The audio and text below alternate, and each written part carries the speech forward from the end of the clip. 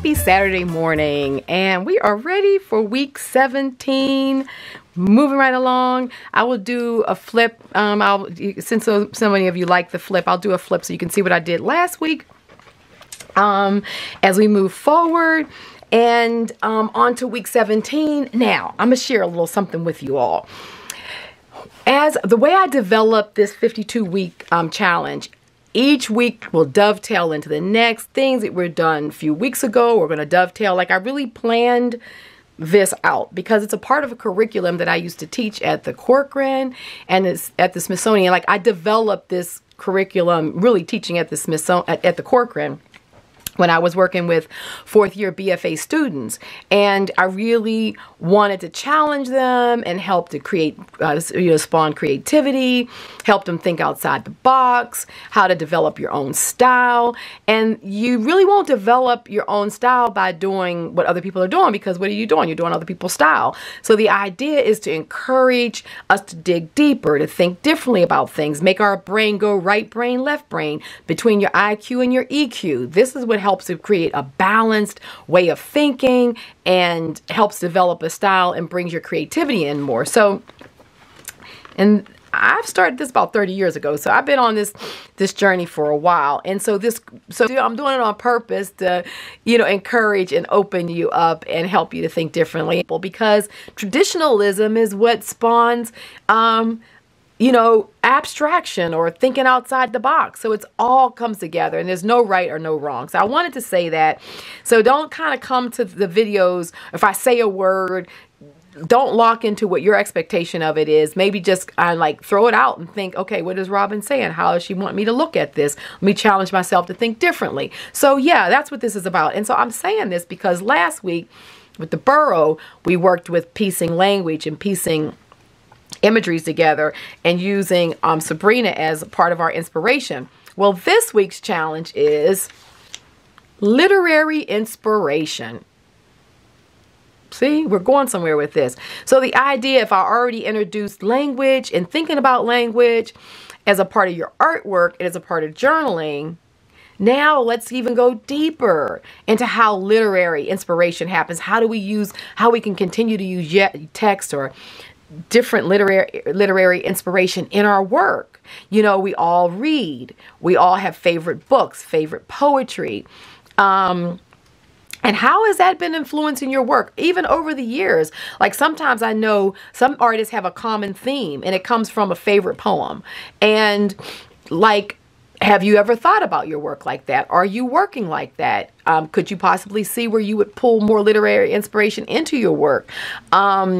Also, from that standpoint, how can you take some of your favorite literary inspiration and go deeper with it?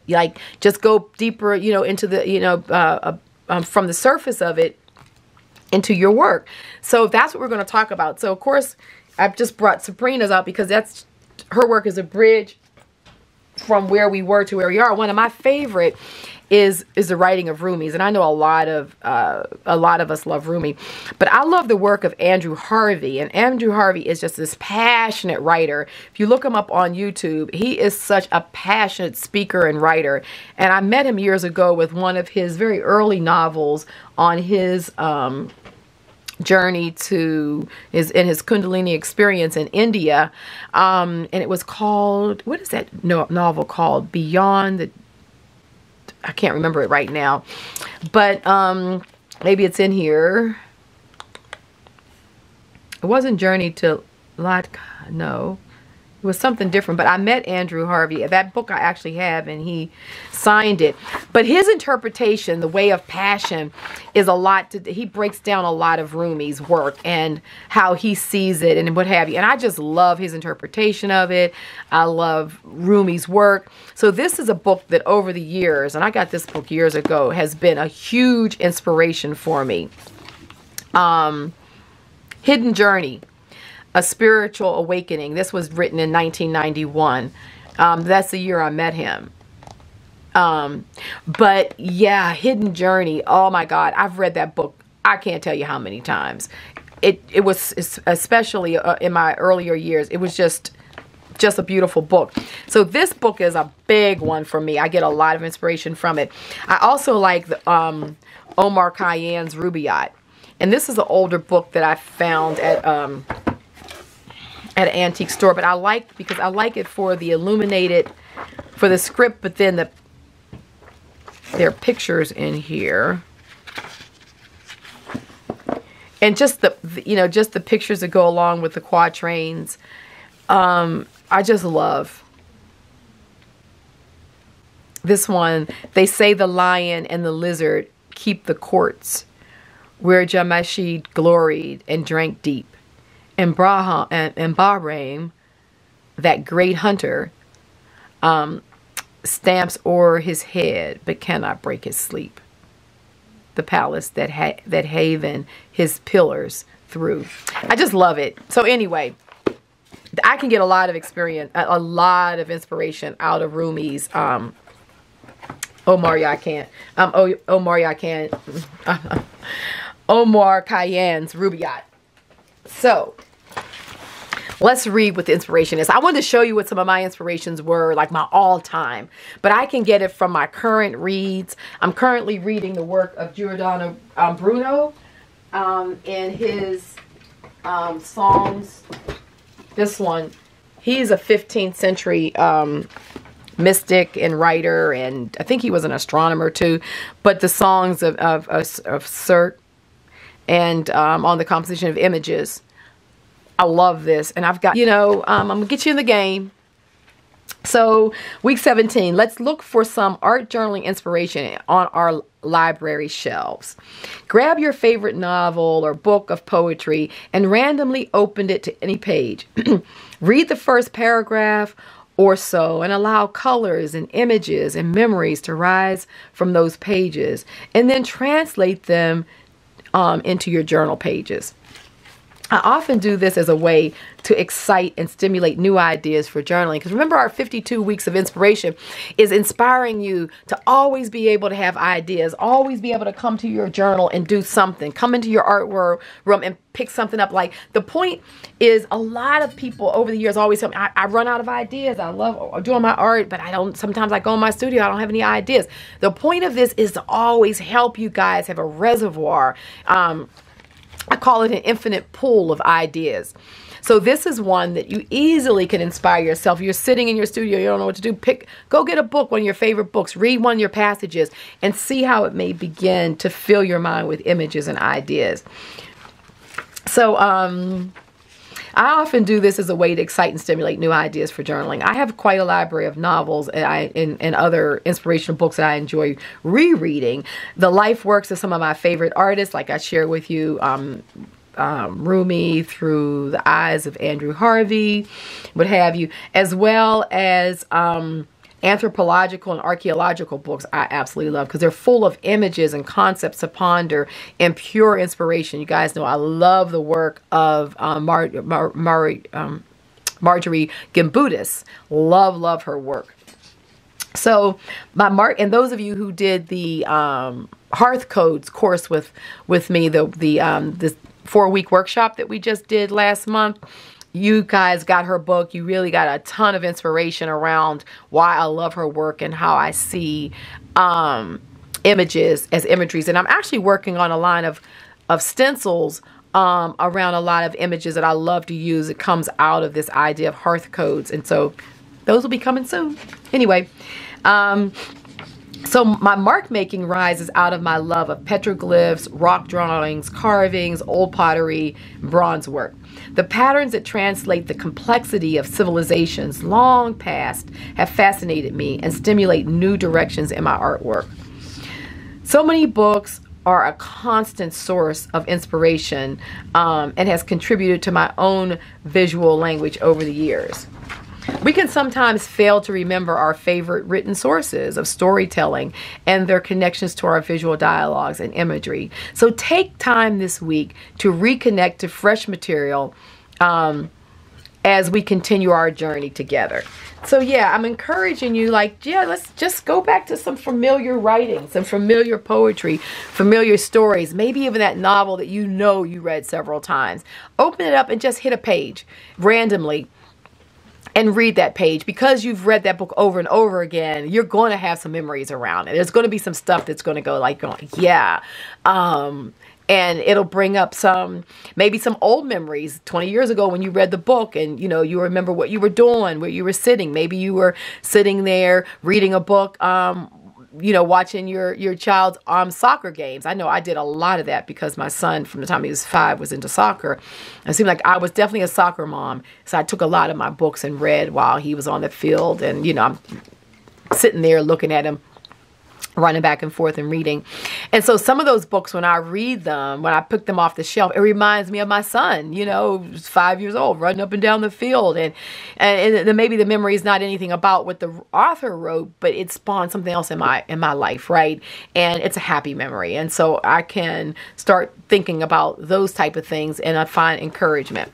So let me flip the pages. So this is the one we did together. And this is what we did in Patreon. So I really went further down the hole of actually really fleshing out what is burrow collaging. How do you really burrow collage? And we talked a lot about that, and fleshed out some concepts here. This is a really good one of just burrow. I mean, that looks like burrow collaging, doesn't it? It's this idea of it. And then using some of those letters that Seth, after I put that down, but then I used black paint to flesh out the letters more, and then using that white pen, I scribbled over top of them. This is just a ink blot that I had that I turned into an O, because I only had one O.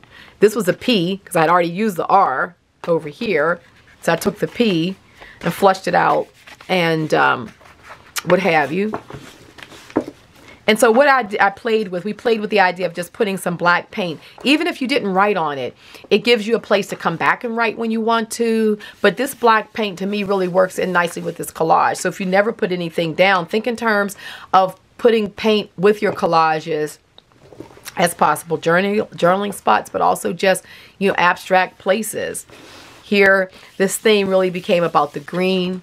And so when I put this block in the middle, I came back and I had this bit of this leaf botanical that I had cut off a long time ago. But I saw this sort of like a cup receiving the words. When I write stuff here, it's going to just kind of like pour down into the cup. So I had this visual image of how the words will integrate on the page. And that was the purpose of the way we were working last week. I really want you guys to think about that, like how the words can become a part of the composition, and what will they look like when you go to do the writing. How will they fit into the body of that collage, right? And how will they contribute to the that visual dialogue, but also the complexity of that page. Here, I used a lot of just bits, and I just used my scraps. All of these pages were done from scraps out of that Lucite tray that I was using. I forced myself to stay with scraps, to just pull from them.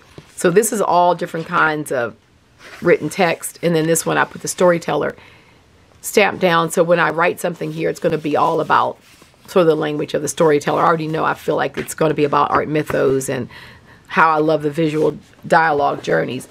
But these can stay 95% done. You don't have to write all the pages. And then maybe some of your earlier pages, like maybe you want to go back, and I have this black text there that was already there, right? I could go and using that white pen, go in and put some language over top of it. Or maybe I'll just put some black or white paint down and write over top of it. So you can go to your earlier pages and maybe take this technique and flush it out and integrate language. So this would be a good one to do it with.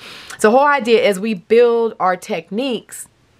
The reason why I want you to keep things like, 80, 85, 95% like we talked about, because it gives you a place to go back and use some of the new techniques that we're learning to go back and integrate them into your journal, so that when you're done, you'll have a cohesive book where a lot of your techniques are spanning over the entire book. But because we have to take week by week to learn the techniques, I didn't want to do it in a way where it's a one and done. So now you're done, you're like, oh my God, I would have liked to do this technique over here, but now I can't because it's completely done or whatever, right? So you can literally come back with some white paint and put it in this area and then write down it, you know? So you'll see that that's why I always say don't necessarily feel like you got to finish the entire page. Leave yourself some place to go. And you can come back and like integrate various techniques. Because I think here when we did the black paint, yeah, we remember we were doing some of this. This is the place that you could then write over top of and what have you. So just know that everything is going to build, and by the time we're done at week 52, there'll be something there that you'll think, oh my goodness, let me go back over and put some of that there. And I know that I'll continue flushing this out. I'll use black paint and white paint back here.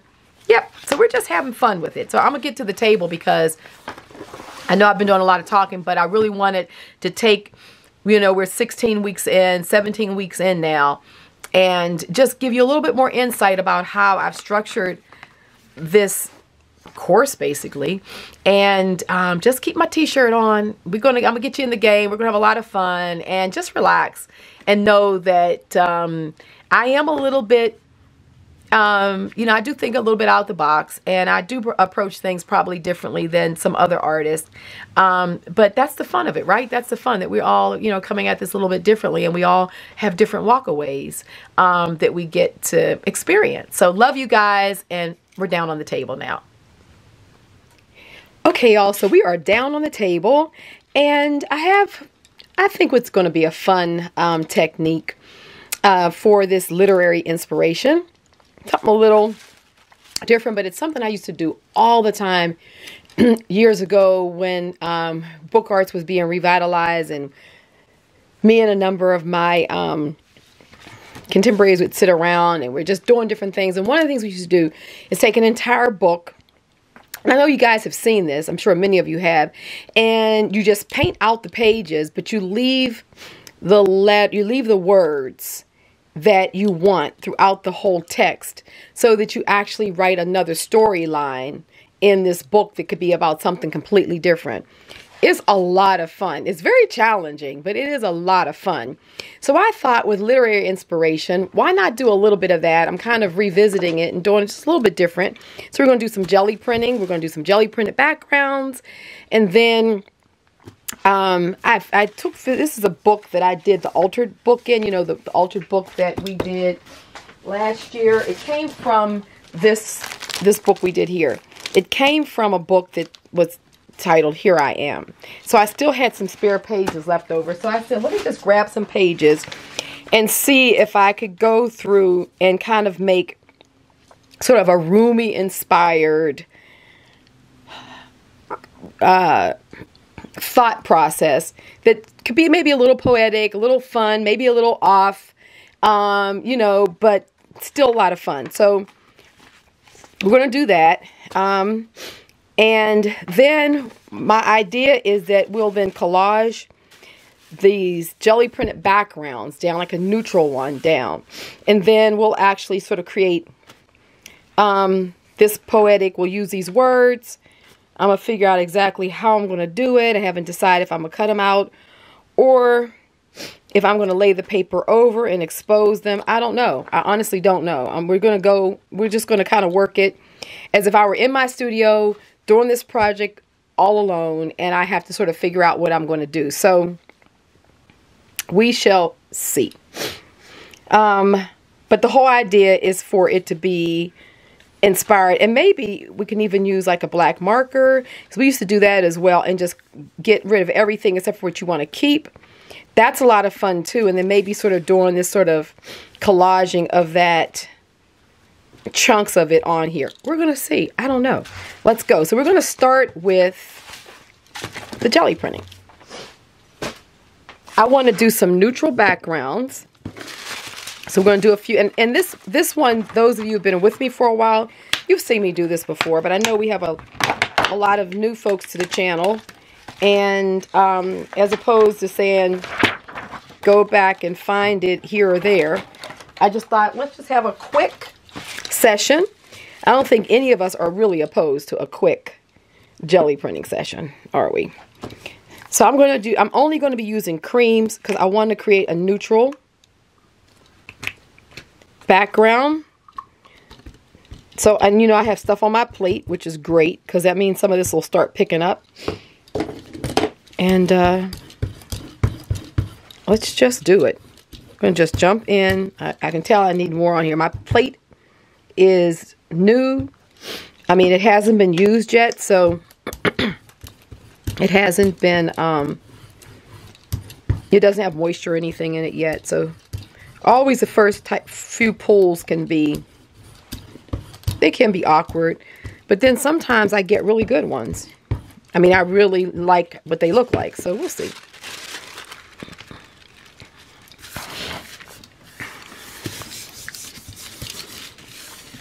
So I'm going to use this different shades of cream, so this will just start building up.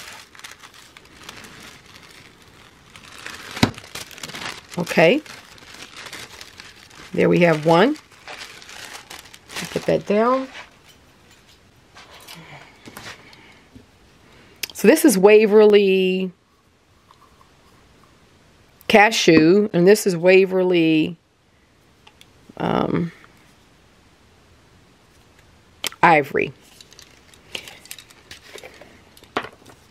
So what's going to happen as we build this up, we're just going to get all these different layers of cream color. You know how that works. So some of that darker cream is going to be on the plate against this, and so it's just going to start giving me shades and stuff, which I like.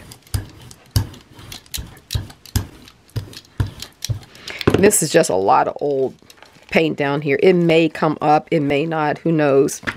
I just leave it on there to see. This is that archival tissue paper that we used last week. So it's going to be really good to work with, and it's nice and strong. It's thicker. It has a little bit more tensile strength than regular tissue paper, so that's nice also. Oh yeah, this is good. See how we start getting the multi-tone? So we get some of that cream. You can start seeing the two-tones there. So I'm going to get just a little bit of this butter from the Paper Artsy. Just a tad, because I want to, like I said, I want to just kind of get a lot of different colors going. Just so we can have some tonal qualities. Because I want the, I want it to look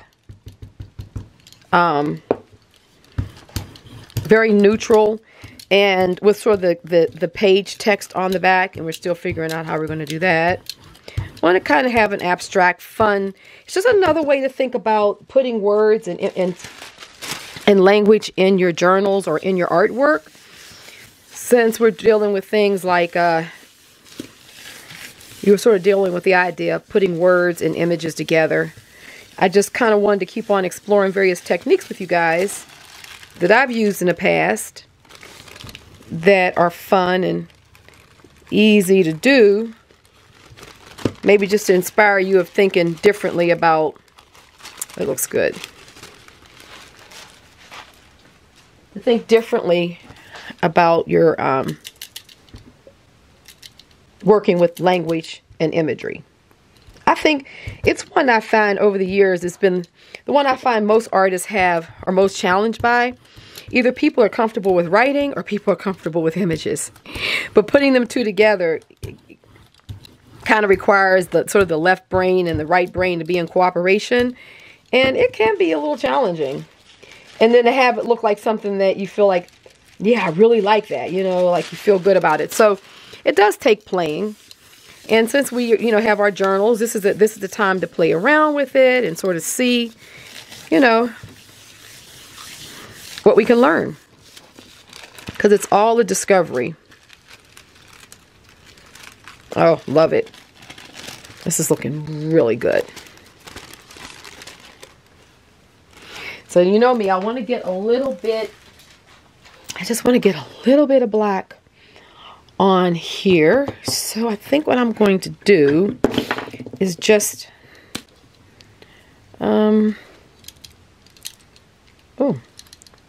Let's not, just get a little bit of this.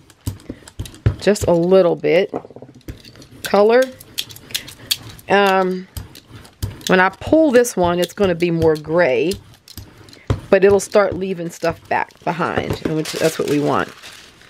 And who knows, we might even like using this. You never know. You never know.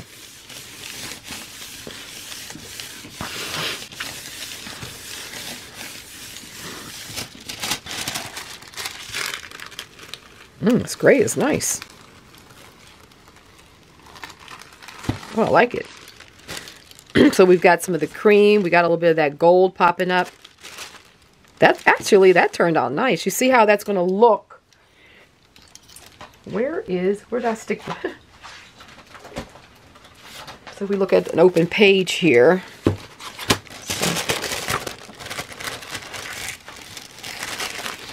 So, you know, we're kind of thinking about how that looks good. Like how to flush out with the text on top of it. See that? So now that was a happy little mistake because I wasn't thinking in terms of gray as a neutral, but I like it. So let's get some more cream down. We're going to pull a few more sheets before we stop and, you know, start working on our pages. I love just taking any time in my studio to stop and pull out the jelly plate and create some prints. You're dealing with the paper that's already translucent and we can see through it.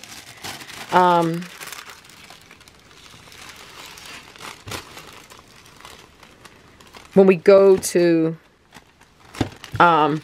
lay this down, you know, we'll have a lot of push and pull and we'll see the page below. We can even glue this over another book page and then maybe work this other page on top of it. We'll see. I don't know. So let's just kind of break this up some.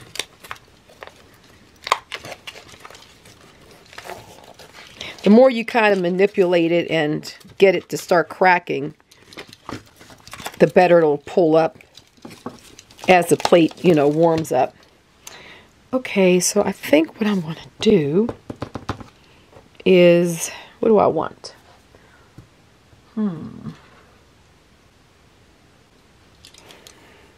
Let me get some more. Let me try a little bit more of this black. I like that.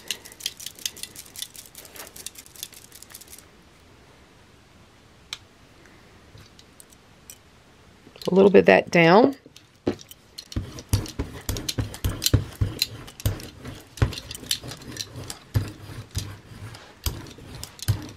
Okay.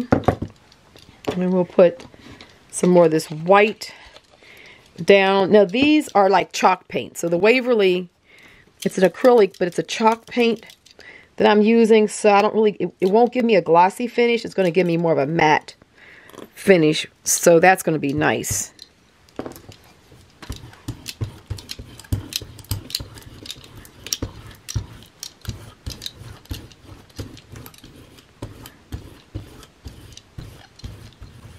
Okay.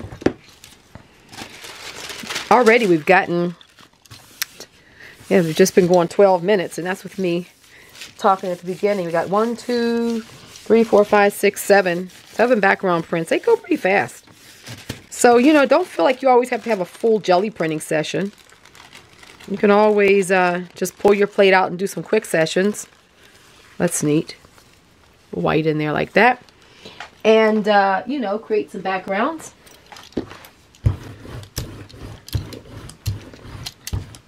Okay, I'm going to use some of this. I got to get more of this Paper Artsy Heavy Cream. It's one of my fave colors. I love this color. Out of all the creams and whites that I have, this is one of my, I think this is my favorite. It's something about the tone. I find the tone just right for my palette.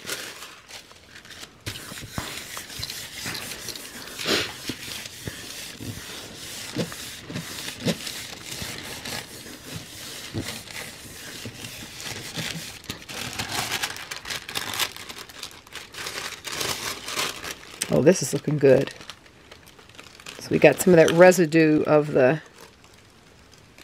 even a little gold's popping off.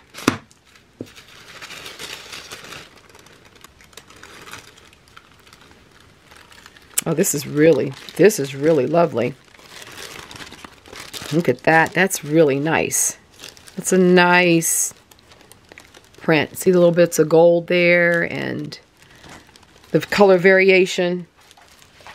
And they pop even more when they dry. So, I'm going to just, let's do 2 more. I've got 2 more sheets of paper here. Let's just go with it. I'm going to just put a little bit, just going to do a little bit of black ink on the plate. Okay.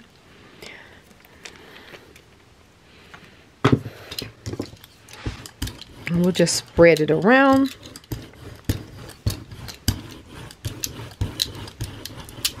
Okay. Let's get some more of this heavy cream.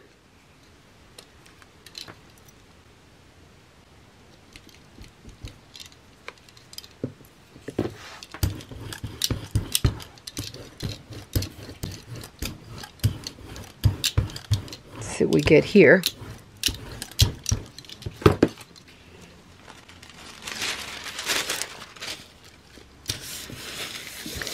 Yeah, so maybe we'll use the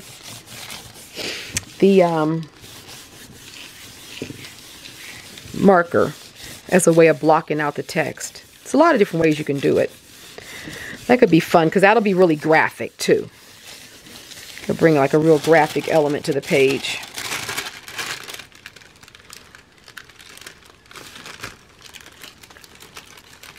Oh, this really has a real lithograph look to it. Oh my goodness, this looks really good. And we're getting more and more off the plate. Look at that.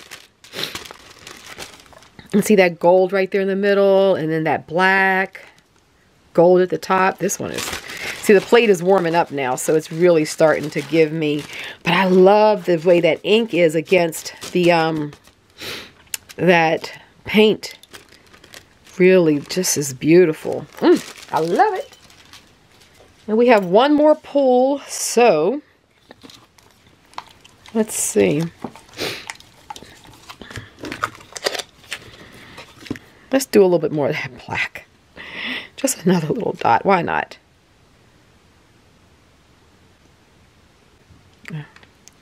Put a little bit too much, I think.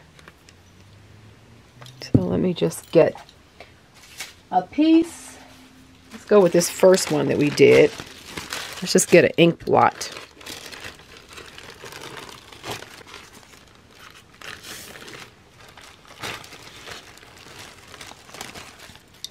So we'll let this ink blot dry on there. That's cool.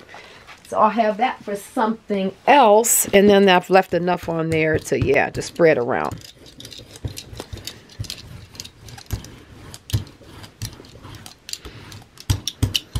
Yeah, love it. Yeah, that ink blot on that butter really looks good too. The one I just did, like that a lot. That'll make its way into a collage or on one of our pages in this journal. Okay, got to get some more of that heavy cream. Those are Seth Apter paints. I need to just put an order in.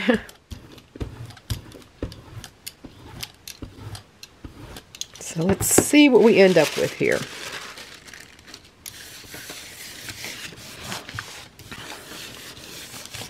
So good, we're at 17. So we'll come back for working in our journal. Oh my goodness, this is really good. It's nothing like that Sumi ink. See that? That just looks good. See, it just has that old lithography look to it. Looks like something that would have gone through maybe a lithography press or something. Let me see. Actually, I'm going to just pull this last little bit off the plate. Because I don't like wasting paint. And who knows, once this plate starts responding, you might actually get something. You just never know. Just have to go for it. I might get something great. I might get nothing. Who knows?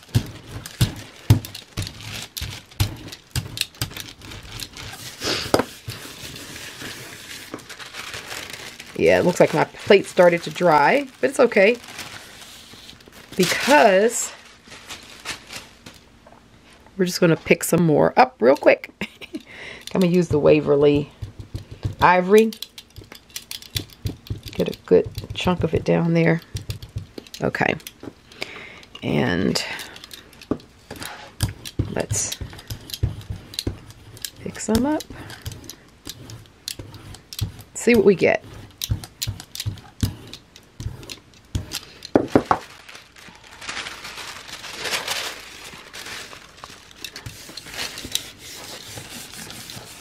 So we got some great backgrounds.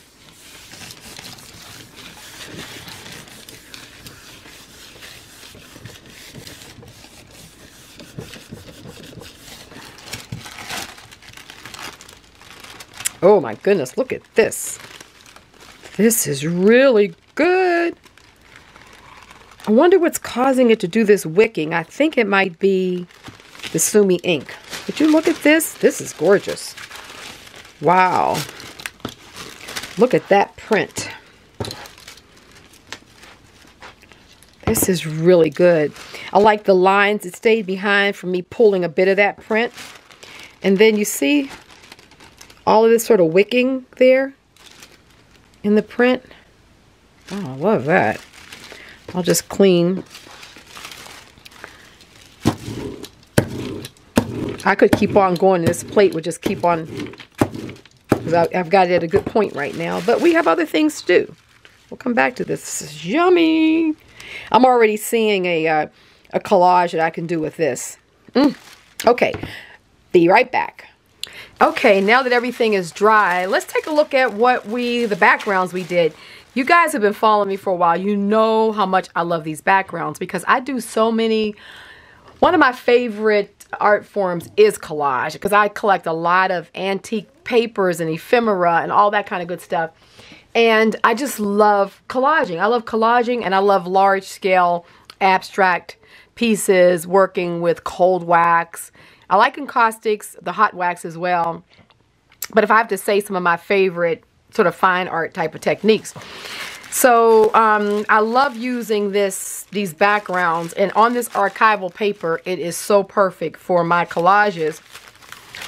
So this is the one where I sopped up the black Sumi ink. And just on this sort of buttery color paper, I just love these little drops here. Come on, let my little dog in. Come on, buddy. Come on. Come on.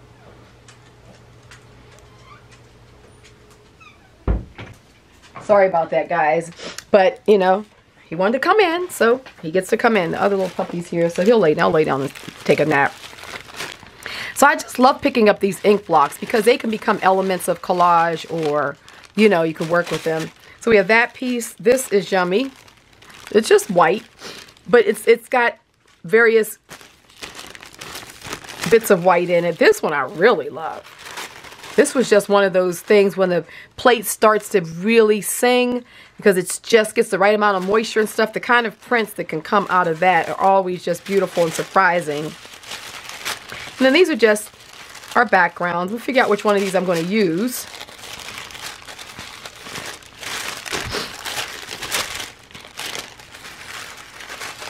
Might use that one. I did like this one too, didn't I? So let's just see. Maybe this one, because I don't know how much of it we're at. Yeah, we'll go with this one because it's more diversity around the edges, and then I can put the artwork in the middle. So we had quite a bit of background. So now let's play around with this idea of working with this text. It's just fun. We're just having fun. We're just thinking about literary influences different ways. So what I'm going to do first is go ahead and tear these edges. Let me get this first. going to get this off. Oops. Well, I tore into that too far. So let me just see. There to this. Okay, so let's get this piece off. I really got to make sure I tear it against the edge of the ruler. But this paper, I really like this particular paper. And I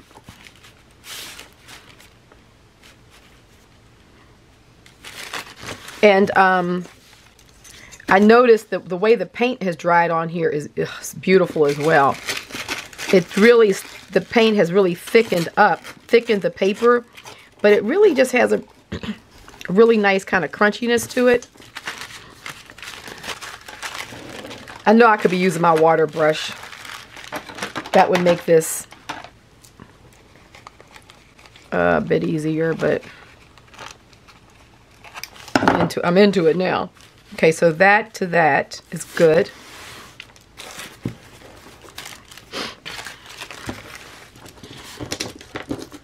All these bits will get used. Creasing against this is good too.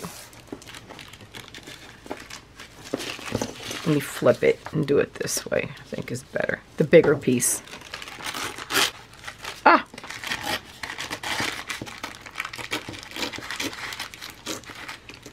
I'm challenged today. It's okay, because that'll get glued down. Okay, put those over there. Okay. That, and then across the top. Dare I? Boy. Okay. Okay, so that's good. So that'll form the frame of our page. And let's just go ahead and use matte medium to put it down. We'll just use some matte medium.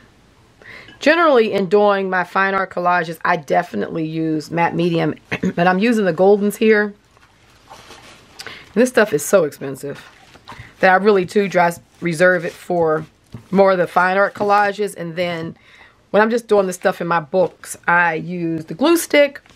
Or I'll use, actually, yeah, let's be wise because this is getting low. I can use, I have,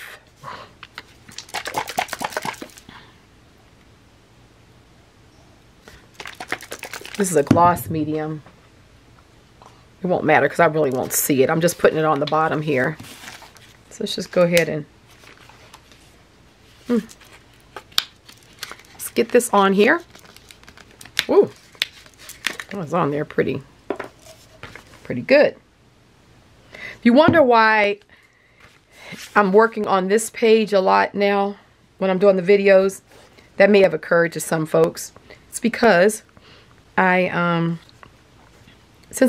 my book is getting chunkier, it's easy. This side stays flat, so it's easier for me to show you guys, and you can see it better than on this side where it's kind of curving. And so that's why. That's the only reason. Otherwise, when we do our Patreon sessions, I come back and pick this side up, you know.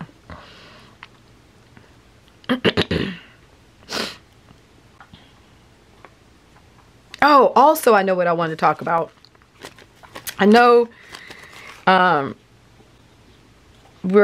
was some discussion. Or no, it wasn't really a discussion.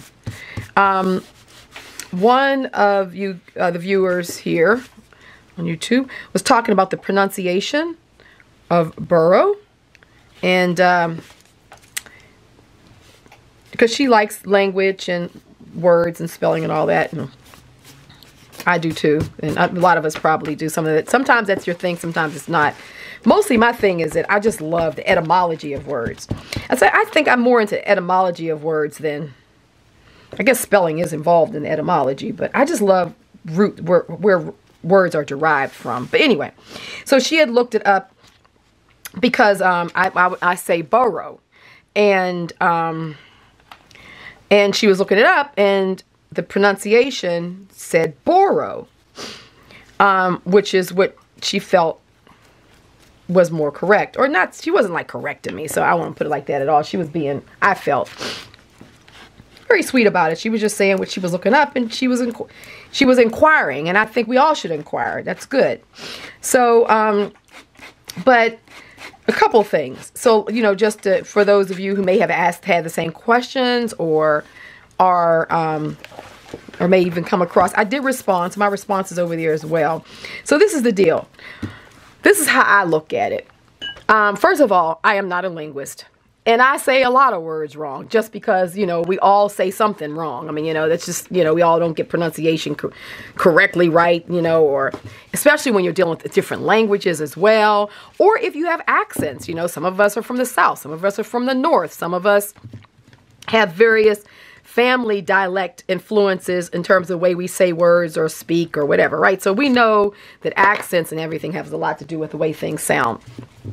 Not right or not wrong. And especially in languages. So now what I'm going to do here is I pretty much started marking out what my words are. So, let's go with it. I'm going to mark them out, and then I'll tell you what it's saying. This is going to be funny. So anyhow, I'm going to put my ruler down. You know, you can do, if you want the lines to be wavy. If you want your lines to be straight, then just put your ruler down just slightly below the line and then mark through it. So it's like that. Okay? So now I'm talking. And I want to make sure that I don't. So anyhow, so then when you're dealing with foreign languages, like in this case, we're talking about Japanese. You have other issues, right? Because the way the Westerners pronounce various words in other languages is not, unless you are actually a linguist or you really know how. Okay, so the artifacts of, okay, so it's of. So this is fun. What I did is I sat down and I just kind of went through to figure out a sentence that's kind of Rumi inspired and kind of like, you know, quirky. So anyway,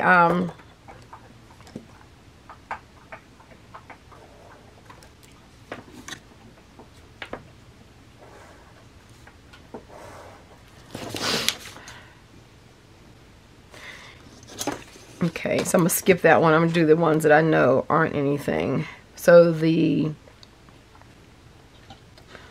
rituals.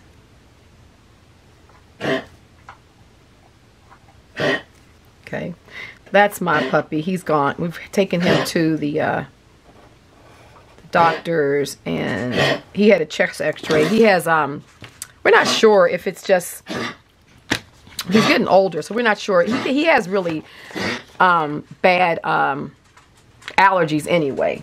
So, you want to go back out, buddy? He probably wants to get back out to the water. Sorry, guys. Go ahead. Go get yourself some water.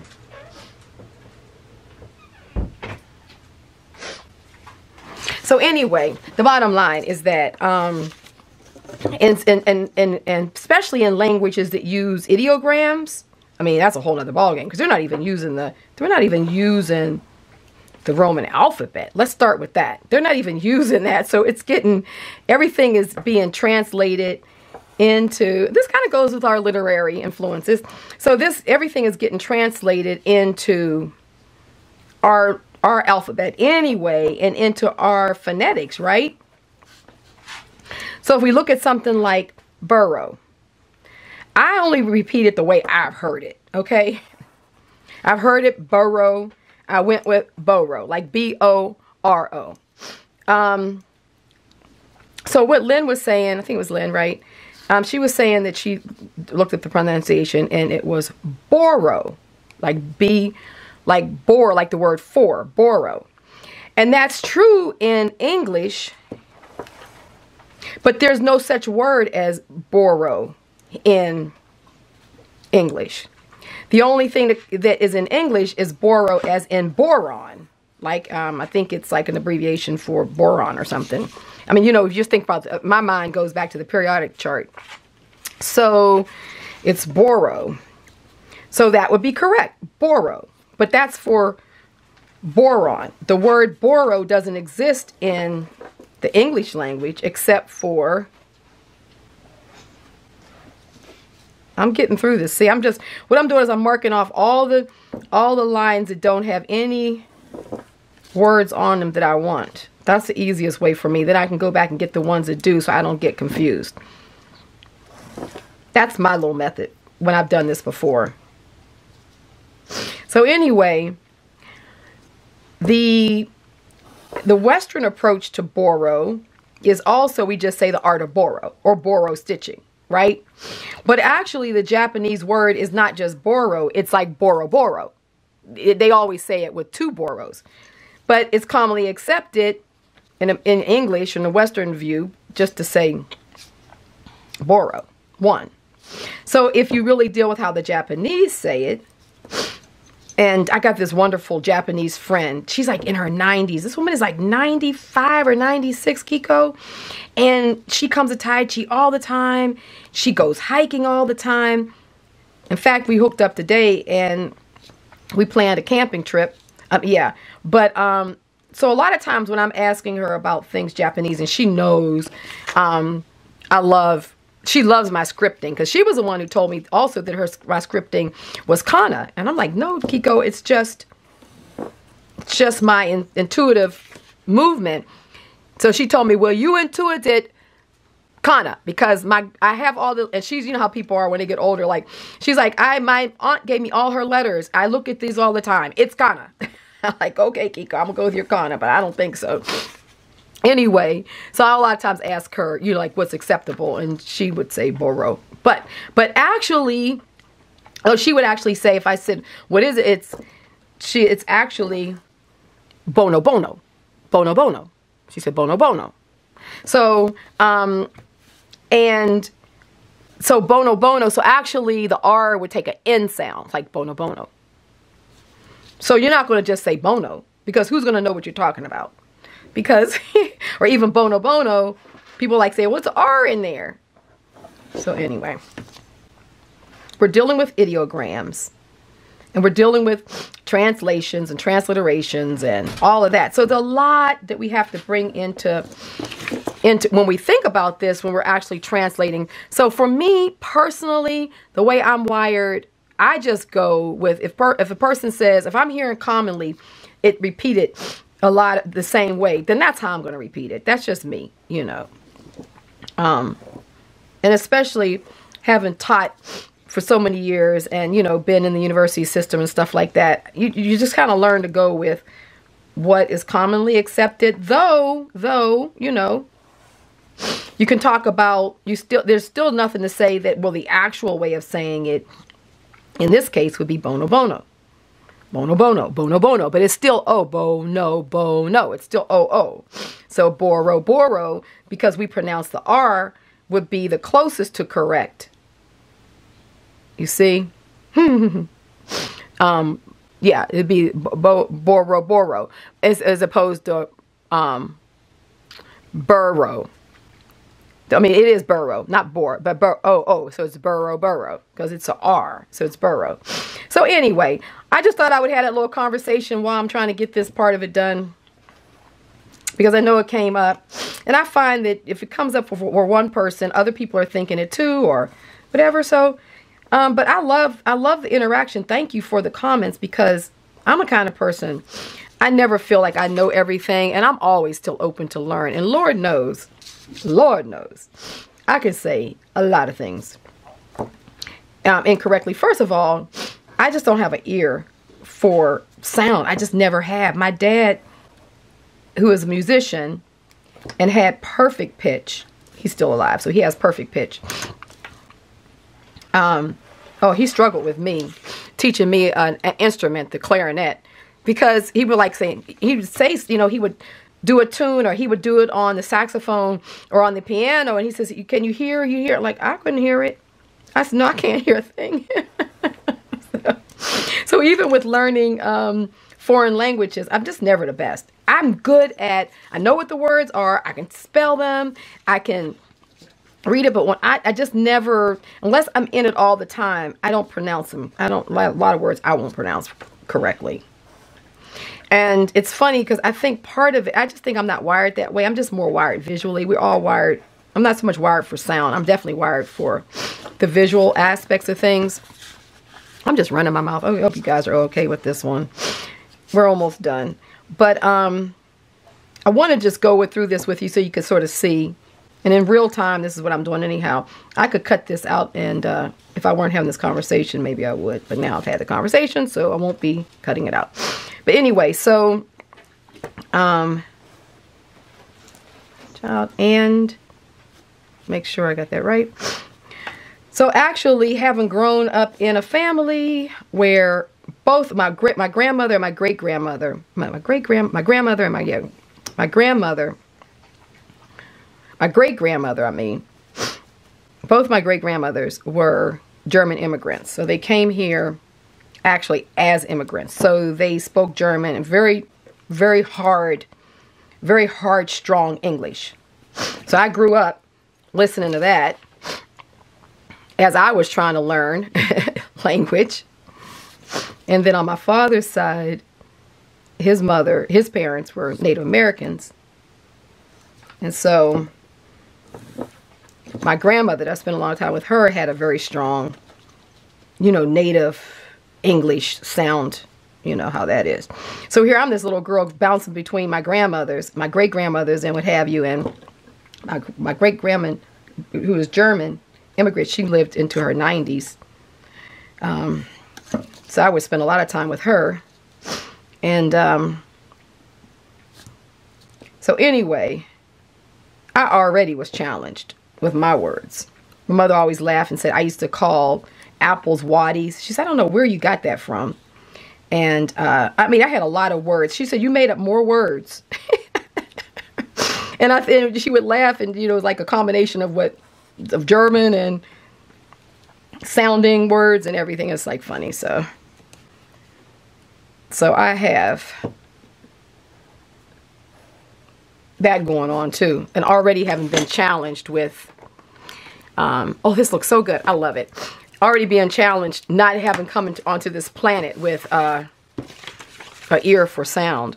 So you see how this looks, see how cool it is. Okay, so it says the artifacts of known rituals served, weather, and warmed the entrance into Avatar. As if it's, because it's like capital A-V-A-R-T, so it's like a land. No, Avatar, knowing the magician and the singer dreams the night talentless. Okay, so it's kind of like weird, right? But basically what I like about it is like the artifacts of known rituals, serve to warm the entrance into Avatar, and knowing that the magician and the singer, they dream dreams of a night of being talentless. Like, well, isn't that true? Like, I remember years of studying ballet. Oh my God, just before getting on stage. So what I'm going to do is I think I'm going to take this off, because I want this to fit on here good. So now that I've got that done, I'm actually going to tear the top off. A night before the performance, oh my goodness, you get so, I used to get, at least I did, I would get so concerned. Am I going to remember all my parts? Am I going to, I mean, I studied ballet professionally and danced the Washington Ballet, and you could still, my God, what do you do like this? Would be so nervous before a performance until you get on the stage. Once you get on the stage, it all goes away, but beforehand. So when I was thinking about the magician and the singer, dreams of talent, like of night, dreams at night of being talentless. Anyway, it's fun. So what I think I'm going to do here, I'm also going to tear this off because there's no need to have that edge because we really want this to be very graphic. So I'm going to take this edge off as well. So we sort of have this really graphic panel that we can put down there. And I think what I'm going to also do is I'm going to get some script. Oops. Let's get some. I have all my packs underneath here, but where's my hold up. I think I want to get a little, oh yeah, let's use this. Because I kind of want to do something there, and I have some of that. Oh, that'll be nice. So, since we're thinking about magicians and singers. Okay, so let's just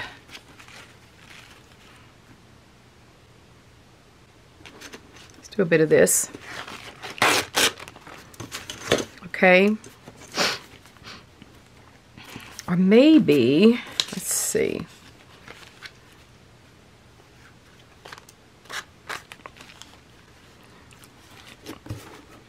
Maybe I'll do it like this, because right here, that's all covered up. So if I put it on this side, then my text will cover up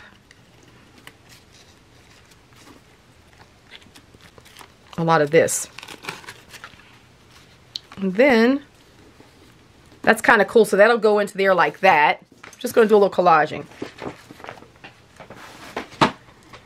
So anyway, that's that. But I like having these discussions with you guys, because that's how we all learn.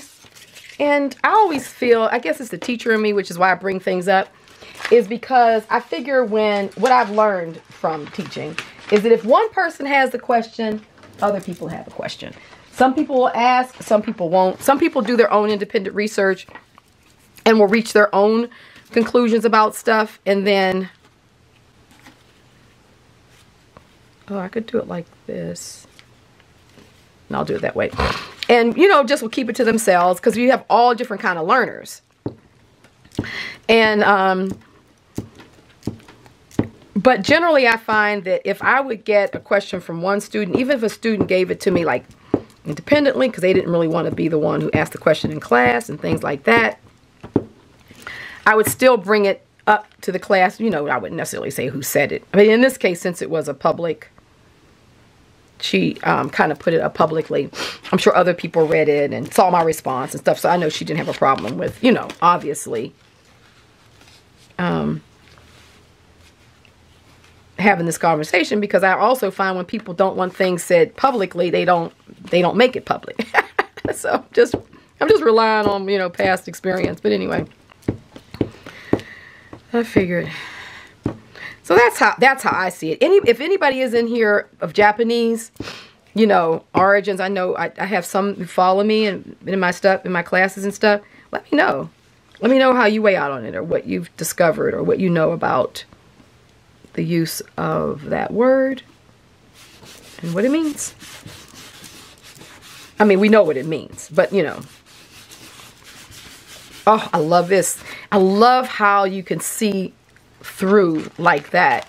So I think I'm gonna use a little bit more of this, but let's use this language side and bring it in a bit. This is the Tim Holtz paper that I stained, tea stained, and that